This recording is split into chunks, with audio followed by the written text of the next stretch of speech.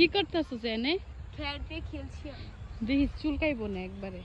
আরে না, এটা আমাদের চুলকায়। চুলকায় রে। আমরা হচ্ছে গ্রামের মানুষ, আমাদের এসব চুলকায় না। হুম, যারা হচ্ছে শহরের মানুষ তাদের চুলকায়। তুই আসছিস কই থেকে? আমি আসছি আসমান থেকে উড়ে উড়ে, পাখির মতো ডানা মেলে। ভিউটা কিন্তু আসলে অনেক জোস, তাই না এখানকার? হ্যাঁ, এটা কিন্তু কৃষি গবেষণা। আপনারা কারা কারা এখানে ঢুকেছেন অবশ্যই বলবেন। জায়গাটা অনেক বেশি সুন্দর। যারা যারা এখনো আসেননি অবশ্যই চলে আসবেন, জায়গাটা আসলে খুবই সুন্দর। এখানে আপনারা সুন্দর সুন্দর ভিডিও বানাতে পারবেন, প্লাস ব্লগ করতে পারবেন। ছবি তো তুলতেই পারবেন।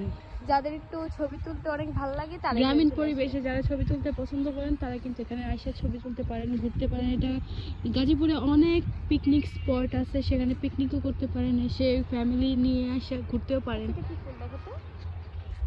এটা কি জোসনা? ফুল? কারা জানি কারা না। জানেন অবশ্যই কমেন্ট করে জানাবে। ফুলগুলো সুন্দর কিন্তু পানিতে হয়ে আছে, গেলে পানির মধ্যে পড়বি। পানিটা একটু জোস লাগতেছে। পানির মধ্যে নামে পড়। না, না। নামলে নষ্ট হয়ে যাবে। মাছ ধর, মাছ আছে। উম, আমি আগে কত সাপও মাছ আছে এগুলোর মধ্যে, পরে কামড়াই বাবাই। শাক হয়ে আছে এগুলাতে। আর আমরা ঢাকাতে শাকগুলো কিনে খাই, যে কলমি শাকগুলো আছে না, এগুলো হচ্ছে পানিতে হয়ে আছে। আহারে, কি যদি আর পারতাম বলবো। তোরে আমি নামাই দিতাম শাকগুলো তুলে আনার জন্য। আমরা দেখ কত ঢাকা সুন্দর শহরের সুন্দর। মানুষ শাক কিনে খাই, আর এখানে মানুষ ধরেও না শাক। পাইলে যা হয়, আমরা পাই না যে এই জন্য। দেখ কতগুলো হয়ে আছে, যে এখানে এখানে পুরো ওই সিরিয়াল থেকে এই মাথা পর্যন্ত কলমি শাকগুলো হয়ে আছে।